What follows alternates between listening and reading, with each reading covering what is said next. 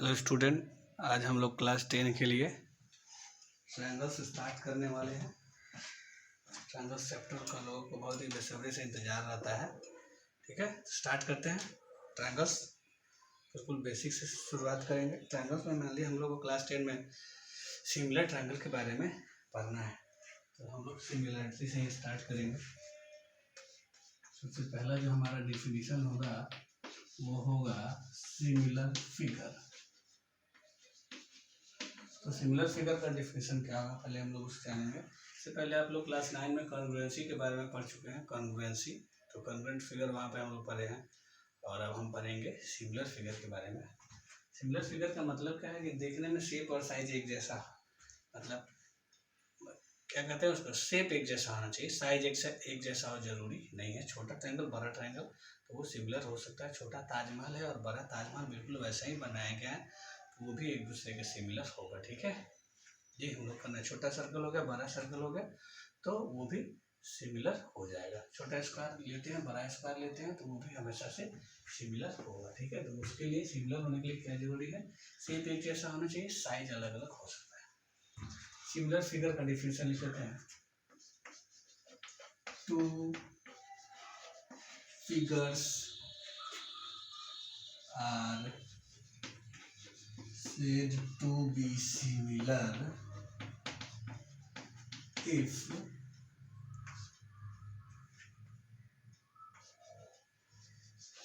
they are of same shape but not necessary to be same size। ठीक है, shape एक जैसा होना चाहिए, जरूरी नहीं है कि साइज भी एक जैसा हो। एक जैसा हो तब भी हो सकता है, एक जैसा नहीं है, बड़ा छोटा है तब भी हो सकता है। ठीक है, तो हम लोग क्या लिखेंगे, सिंबल ऑफ सिमिलैरिटी। तो सिमिलैरिटी का सिंबल क्या होगा, तो सिमिलैरिटी का सिंबल होगा ये।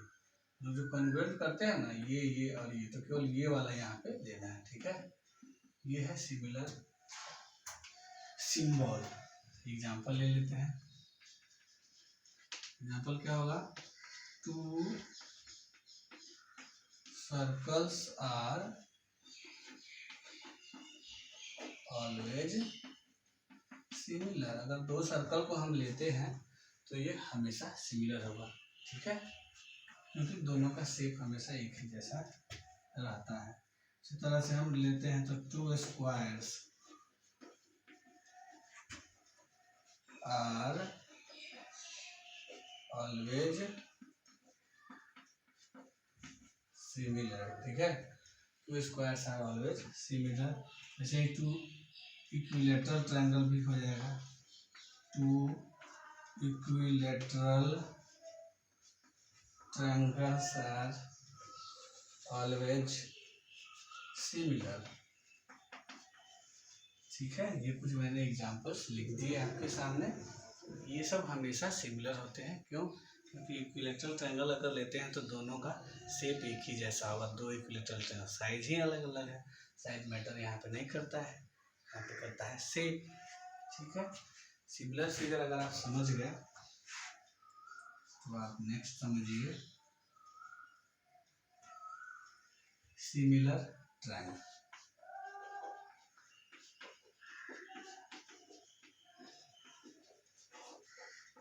सिमिलर ट्रायंगल क्या होता है, तो two triangles are similar if, first point होगा, देयर corresponding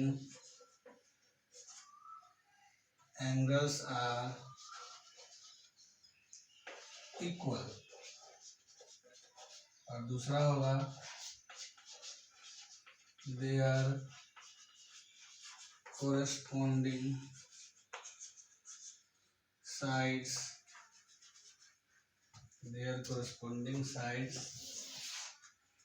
are proportional।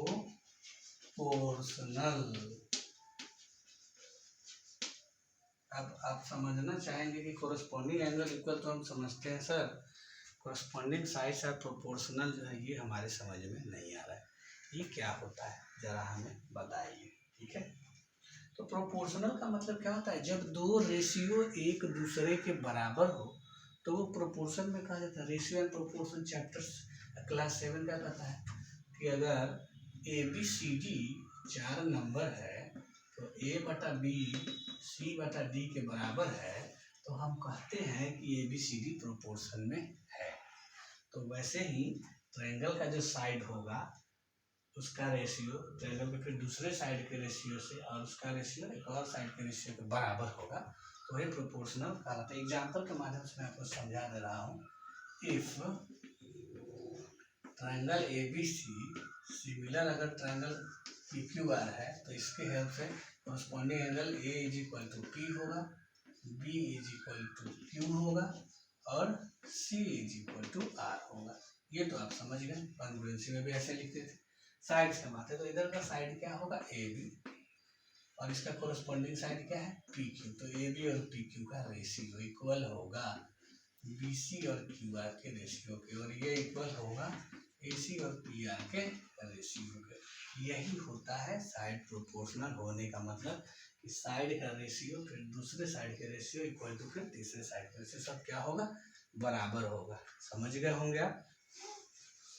तो अगर ऐसा ही मैं एग्जांपल लेता हूँ कि ट्रायंगल ACD अगर सिमिलर है ट्रायंगल PBQ के, तब क्या होगा, एंगल A किसके बराबर होगा, एंगल P के, C किसके बराबर होगा, B के, D किसके बराबर होगा, एंगल Q के। ठीक है, साइड का बात करते हैं तो AC बराबर PB होगा, CD बराबर BQ होगा और AD बराबर PQ होगा, यही होगा। तो आप समझ गए कॉरस्पॉन्डिंग साइड का रेशियो मतलब। नेक्स्ट लेते हैं, ठीक है, अब हम लोग लिख लेते हैं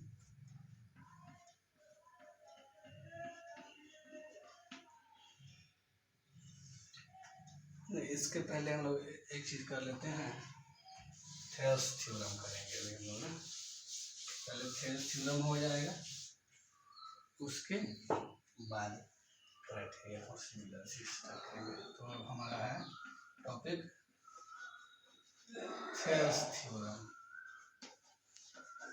और बीपीटी।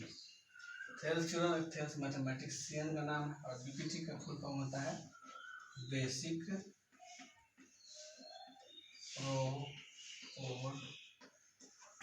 Proportionally theorem. ठीक है, इसका स्टेटमेंट लिख लेते हैं। इसका स्टेटमेंट क्या है, स्टेटमेंट कहता है in a triangle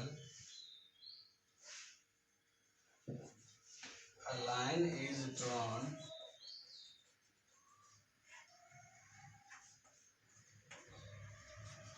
parallel to one side of triangle divide the other side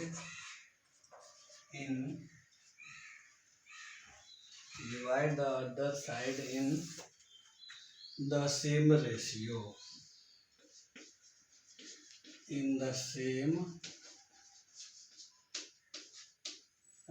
यही क्वेश्चन है।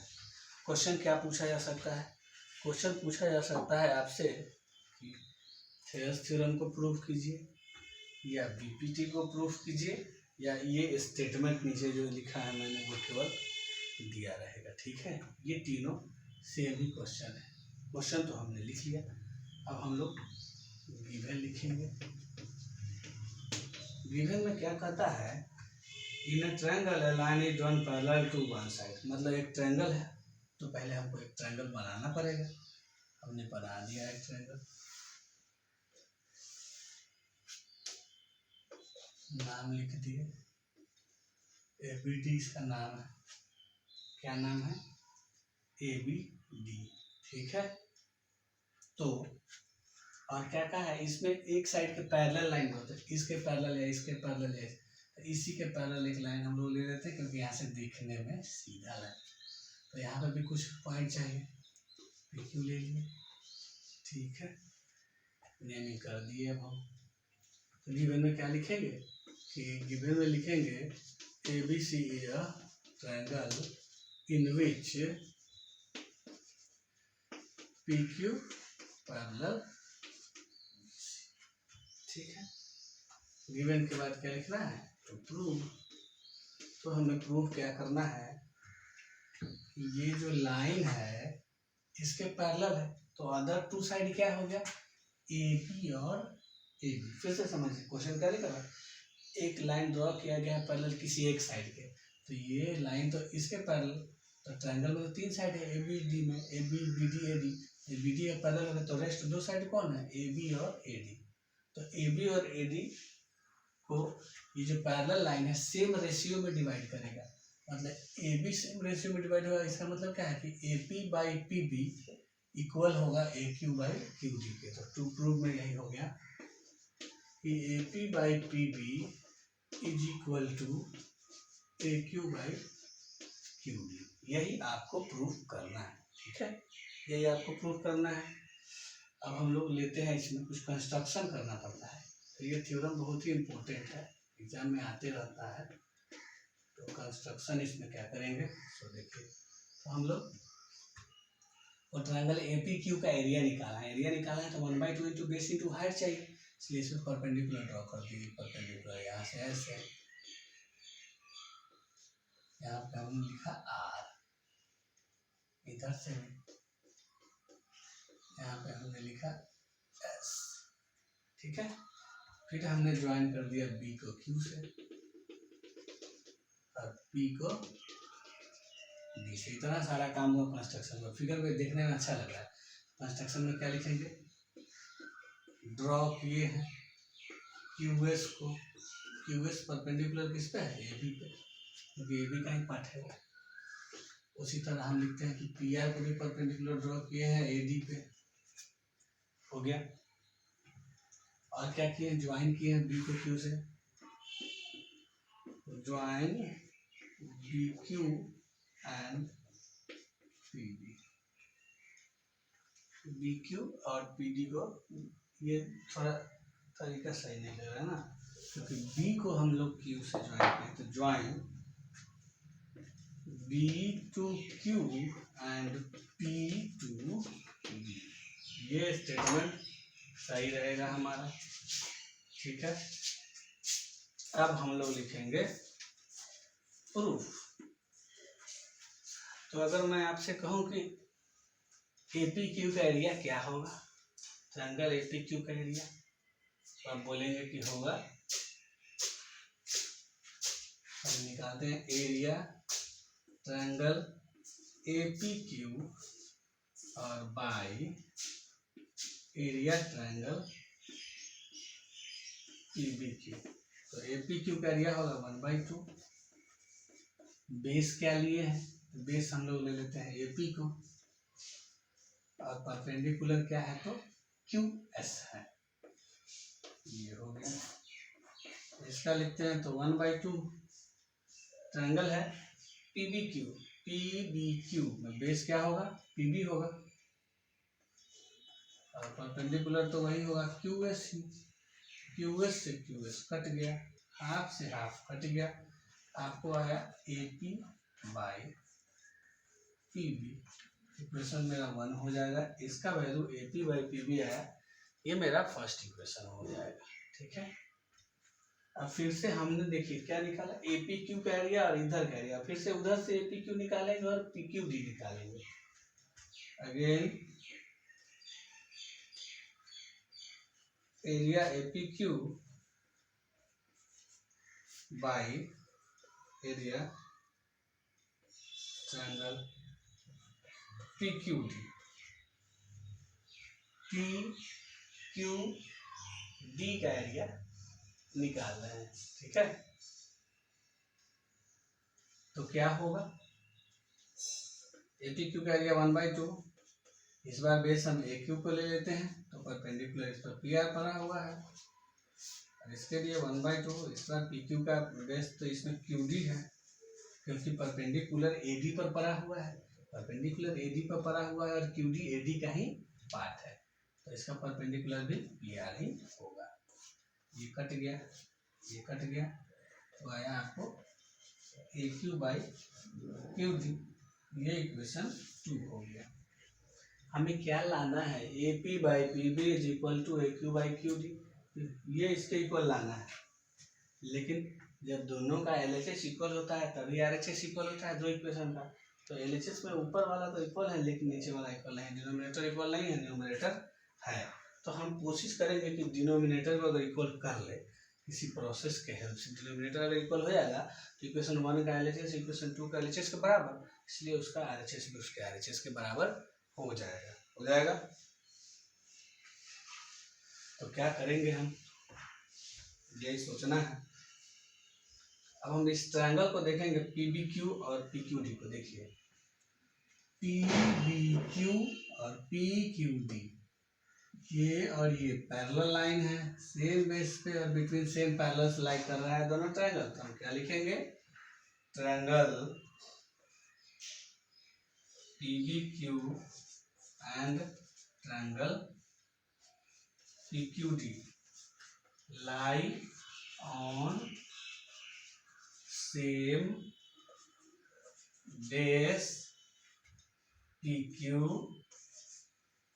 and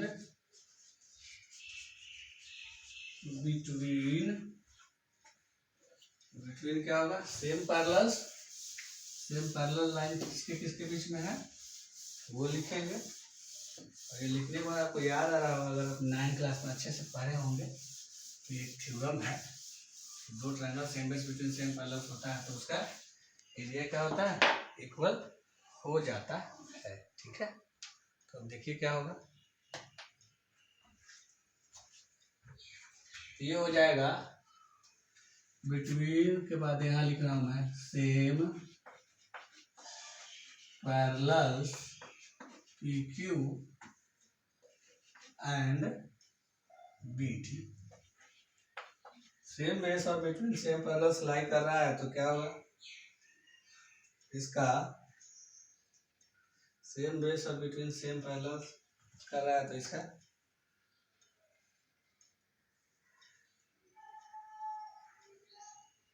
एरिया बराबर होगा, area, therefore area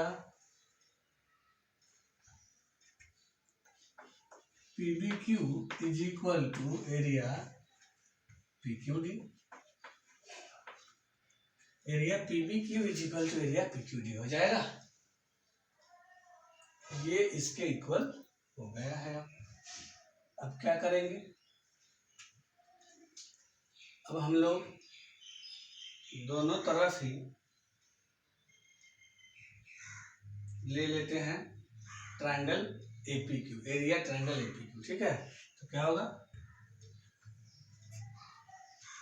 area triangle APQ by area triangle PBQ equal to area triangle APQ by area triangle PQD। ये इसके equal था, both side इसके numerator में हमने ये ले लिया। ये काम हम कर सकते हैं, सेम ही चीज। तो अब देखिए इसका वैल्यू APQ बाई PBQ का क्या वैल्यू आया हुआ है, APQ बाई PBQ का वैल्यू है AP बाई PB, और इसका वैल्यू भी हमको आया हुआ है, क्या आया हुआ है, AQ बाई QD। प्रूव्ड हो गया। यही हमें प्रूव करना था इस क्वेश्चन में। आप समझ गए होंगे। कुछ बच्चों को यहाँ पे कंफ्यूजन हो रहा होगा कि सर APQ में 1/2 बेस इंटू हाइट, तो समझ गए, इसमें दिक्कत हो रहा है एरिया ट्रायंगल PBQ में कि 1/2 PBQ में अगर ये बेस आप ले रहे हैं PB, तो फिर हाइट QS कैसे हो जा रहा है। तो मैं उनको बताना चाहता हूँ कि ये जो PB है ये AB का ही पार्ट है, तो परपेंडिकुलर AB पे आया हुआ है, मतलब कि वो जो परपेंडिकुलर है इसके लिए भी लिया जाएगा, क्योंकि ट्रायंगल अगर इक्विलेटरल होता है तो उसका परपेंडिकुलर अंदर आता है, सॉरी वो तो आता ही है। एक्यूट एंगल ट्रायंगल है तो उसका अंदर आता है, और ऑब्ट्यूस एंगल ट्रायंगल है तो उसका परपेंडिकुलर बाहर जाता है। ठीक है, तो इस हिसाब से ये जो है इसका परपेंडिकुलर कहाँ गया है, बाहर गया हुआ है। हम लोग अभी इसी को आगे प्रूव करते हैं। कोरोलरी, कोरोलरी एक टर्म आया है, समझेंगे इसको। कोरोलरी इसी के हेल्प से, थ्योरम तो हमने प्रूव कर लिया, अब इसी के हेल्प से कुछ और हम लोग फाइंड करेंगे। तो ये क्या कहलाता है, कोरोलरी कहलाता है। थ्योरम के हेल्प से जिसको हम आसानी से प्राप्त कर सके वही कहलाता है कोरोलरी। ठीक है, शुरुआत करते हैं। देखिए हमारे पास है AP by PB is equal to AQ by QD। तो हमने दोनों तरफ 1 ऐड करने का निर्णय लिया, +1 +1। ठीक है, अगर CM कर लीजिए क्या होगा, CM तो PB होगा, AP प्लस PB, और ये होगा AQ plus QD by QD। अब फिगर में आप देखिए, और AP और PB को ऐड करने पर क्या होगा, AP और PB को ऐड करने पर AB होगा, तो इसका वैल्यू हो गया AB by PB is equal to, इसको ऐड करेंगे तो क्या होगा, AD बाई QD। तो आपको ये भी एक फॉर्मूला आ गया। आप चाहें तो ये भी ले सकते हैं और ये भी ले सकते हैं। क्वेश्चन में जिस तरह का डिमांड होगा, जो हमें फाइंड करना है उसके हिसाब से हम कर सकते हैं। ठीक है, उम्मीद कर रहा हूँ कि आप समझ रहे होंगे अच्छे से। नेक्स्ट लेते हैं, फिर से हम इसी को लेते हैं, इसी को ले रहा हूँ AP by PB is equal to AQ by QD। अब इसको मैं रेसिप्रोकल कर देता हूँ उल्टा, तो PB ऊपर AP नीचे, QD न्यूमरेटर में और AQ डेरी। और फिर से हम लोग 1 ऐड करने जा रहे हैं।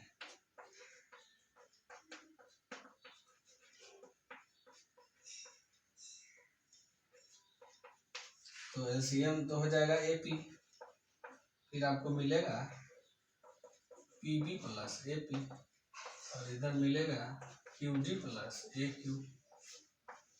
अब देखिए फिगर में PB और AP को जोड़ने पर क्या होगा, AB हो जाएगा, तो यहाँ पे आ जाएगा AB बाई AP, ये हो जाएगा AD बाई, तो ये भी एक फॉर्मूला हो गया। आप इस तरह से समझ सकते हैं कि जो हमारा पहला स्टेज क्या है, पहला स्टेज है इस फिगर को मैं यहाँ ड्रॉ करता हूँ। अब अनवांटेड सब्सटेंस खत्म करता हूँ, प्रूफ हो गया है इसलिए यही है। तो पहला स्टेज कहता है कि AP बाई PB मतलब इतना बाई इतना इज इक्वल टू इतना बाई इतना, फर्स्ट स्टेज। दूसरा क्या कहता है AB, पहले आप पूरा को लिख लीजिए और तब बाई में PB को लिखिए, फिर आप इधर से भी पूरा को लिखिएगा तब आपको इधर से भी लिखना होगा। थर्ड वाला क्या कहता है कि टोटल को लिखिए और AP को लिखिए, फिर टोटल को लिखिए और AQ को।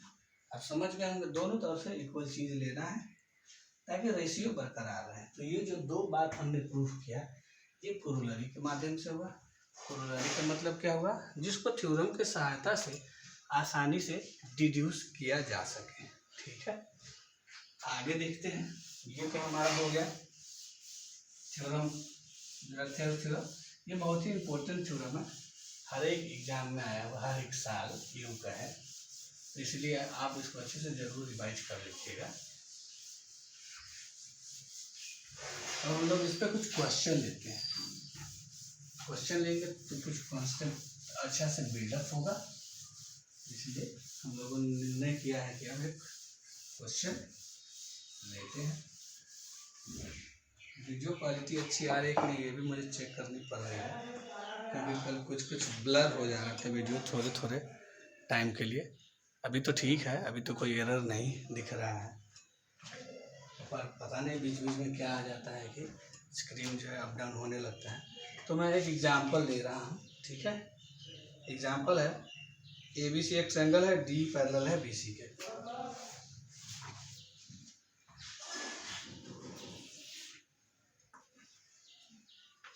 ये ABC एक ट्रायंगल है जिसमें DE पैरेलल है BC के, और वैल्यू भी दिया हुआ है आपको AD 2.5,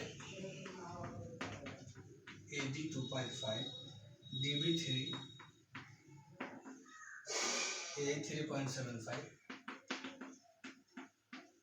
तो पूछा है कि AC क्या होगा, यही क्वेश्चन है। देखिए तो ये इसके पैरेलल है तो थेल्स थ्योरम यूज करेंगे, बाय थेल्स थ्योरम। थेल्स भी स्पेलिंग बड़ा है इसलिए हम BPT लिख देते हैं, ठीक है। अब जानते हैं कि AD बाई DB जो होता है AE बाई AC के इक्वल होता है। अब AD का वैल्यू क्या है 2.5 है, DB का वैल्यू क्या है 3 है, AE का वैल्यू क्या है 3.75 है, और EC क्या है, EC नहीं पता है तो इसी को हम लोग EC रख लेते हैं, ठीक है। अब क्या होगा, क्रॉस मल्टीप्लाई कर लेते हैं।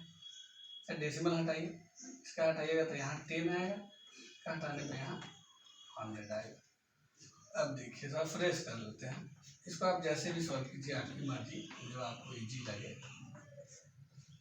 ये मैं नहीं कहूँगा कि मैं जैसे कर रहा हूँ आप उसी तरह से करें। अब ये देखिए 25 के टेबल से कट गया, 25 बन जा 25, 15 बार में कट गया ना। देखिए ये 0 से ये 0 कट गया। अब 5 से 3, अब 5 से 2, 3 गुना 3 9, 2 EC का वैल्यू है 9, तो EC क्या होगा 9/2 होगा, मतलब कि 4.5। बट आपको तो AC निकालना है, तो AC क्या हो जाएगा, AC is equal to A plus EC हो जाएगा। A पहले से पता है 3.75 और ये आया है 4.5, ऐड कर लेते हैं तो कितना होगा 4 3 7, 8.25। यही हमारा आंसर हो जाएगा इस क्वेश्चन के लिए। आप समझ गए होंगे उम्मीद करता हूँ। इसी बात पे एक एग्जाम्पल और ले लेता हूँ, ठीक है। एग्जाम्पल मैं ज़्यादा ले रहा हूँ, क्यों ले रहा हूँ ये बात मैं बहुत दिन से रिपीट भी कर रहा हूँ। क्वेश्चन है ABC एक ट्रायंगल बनाया हुआ है,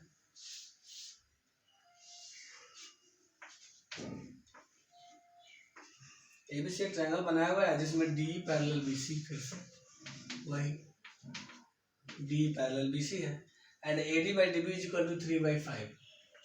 AD बाई DB का वैल्यू क्या दिया हुआ है 3/5। AC equal to 4.8, AC equal to 4.8, find A। तो क्या करना है, AE का वैल्यू क्या होगा यही हमें निकालना है। तो हम देख रहे हैं कि थेल्स थ्योरम लग रहा है, तो बाय BPT, BPT क्या होगा AD बटा DB is equal to AE बटा AC होगा। तो अब AD बाई DB का वैल्यू क्या है 3/5, पुट कर देते हैं। AE बाई EC, AE तो निकालना ही है, EC का पता नहीं, AE भी नहीं पता EC भी नहीं पता, अब कैसे होगा। तो EC को आप क्या लिख सकते हैं, EC को लिख सकते हैं AC माइनस A, बिल्कुल लिख सकते हैं। So 3/5 is equal to AE, AC का वैल्यू 4.8 माइनस A। तो आप इसको क्रॉस मल्टीप्लाई कीजिए, 5AE इज इक्वल टू 3 से मल्टीप्लाई करेंगे तो क्या होगा 14.4 माइनस 3AE। तो इधर ले जाते हैं तो 5 और 3 8AE is equal to 14.4। So AE कितना आ जाएगा 14.4 के बटा में 8। इसको कटाना होगा, जो आएगा सो आंसर हो जाएगा, कटा लीजिएगा आप। तो कितना आएगा 18 से कटता है, 18 से 144, 1.8 आएगा। तो हो गया इस क्वेश्चन का आंसर, ठीक है। एक और क्वेश्चन मैं ले रहा हूँ ऐसे ही, फिगर इसी तरह से ABC ट्रायंगल है, D पैरेलल BC है।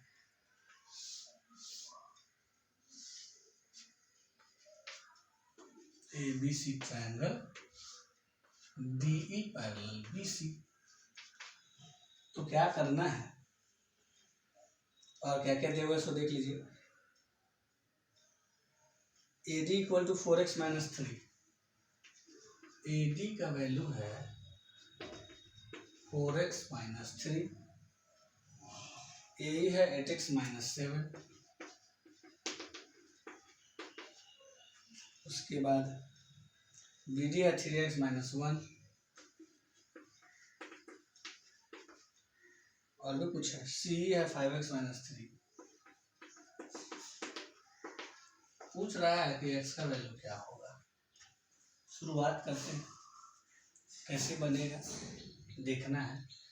तो ये थेल्स थ्योरम को फर्स्ट फॉलो कर लिया तो BPT से चलेंगे, by BPT AD by DB equal to AE by EC, यही होगा। AD का वैल्यू डाल लीजिए, DB भी अवेलेबल है, AE भी है और C भी है। अब तो ये कुछ नहीं है, अलजेब्रिक मल्टीप्लाई होगा और क्या, क्रॉस मल्टीप्लाई कर लेते हैं। तो 4x minus 3 into 5x minus 3 into 8x minus 7 into 3x minus 1 multiply करना होगा। तो स्पेस कम है, इतना में शायद नहीं आ पाएगा मल्टीप्लाई। ये आ पाएगा, देख लेते हैं। मैं इसको डायरेक्ट लिख दे रहा हूँ, 4 5 20x स्क्वायर ये हो जाएगा, और ये माइनस 12x और माइनस 15x माइनस 27x और प्लस का 9, ये इक्वल होगा 24x स्क्वायर माइनस का 8x और माइनस का 21 माइनस का 29x प्लस 7, यही होगा। अब इसको हम लोग सिंप्लीफाई कर लेते हैं। यहाँ पे लिखने पे दिखता है कि नहीं, ये तो मैं क्लियरली नहीं कर सकता। एक तरफ कर लेते हैं, देखिए 20x स्क्वायर है और ये 24x स्क्वायर, इधर आया तो क्या होगा माइनस 4x स्क्वायर, माइनस 27 और प्लस में तो प्लस 2x प्लस 9 और माइनस 7 प्लस 2 इक्वल टू 0, ये हमें आया। अब हम क्या करेंगे, हम इसमें से सोच रहे कॉमन ले लेते हैं। कितना कॉमन आ रहा है, तो इसमें हमको कॉमन आ रहा है 2 आ रहा है, और एक्स स्क्वायर माइनस में है, तो इसलिए हम लोग -2 कॉमन ले लेते हैं। तो -2 कॉमन लेने के बाद क्या होगा, -2 कॉमन लेने के बाद हो जाएगा 2x square minus x minus 1 0, इधर जाएगा तो 2x square minus x minus 1 equal to 0। अब तो फैक्टराइजेशन आ गया, मिडिल टर्म में स्प्लिटिंग पर के थक चुके हैं हम लोग पिछले 4-5 दिन से, क्वाड्रेटिक इक्वेशन तो उसी का यूज, मल्टीप्लाई करके 2 माइनस करके 1, ये तो आसान है। 2 और 1 हो जाएगा 2x square minus 2x plus x minus 1 equal to 0। 2x common ले लेते हैं तो x माइनस 1 और 1 कॉमन लेते हैं तो यहाँ भी x माइनस 1। अब दोनों में x माइनस 1 कॉमन ले लेंगे तो 2x प्लस 1 हो जाएगा। यहाँ से आपको x का वैल्यू 1 आएगा और यहाँ से -1/2 आएगा। x का वैल्यू 1 और -1/2। आपको पता है कि ये जो हम ABCD ये सब ले रहे हैं क्या है, डिस्टेंस है, इसलिए यहाँ से निगेटिव वैल्यू तो नेगलेक्ट हो जाएगा। तो x इज इक्वल टू क्या आएगा 1 आंसर आएगा। x का वैल्यू आप 1 हो जाएगा। उम्मीद करता हूँ कि आप समझ गए होंगे ये क्वेश्चन जिस तरह से हम बना रहे हैं। ठीक है, एक और नेक्स्ट क्वेश्चन लेते हैं इसी क्रम में, ताकि कमजोर से कमजोर बच्चा भी ये कहे कि हाँ मैंने ट्रायंगल अच्छे से समझ लिया। यहाँ भी एक फिगर दिया हुआ है, नेम तो सेम ही है, ABC और DE है इसके पैरेलल। इसमें in the adjoining figure DE parallel BC if AD equal to, AD का वैल्यू है 1.7, यहीं पे लिख देता हूँ, AD equal to 1.7, AB 6.8, AB है 6.8, AC है 9, AE पूछा है।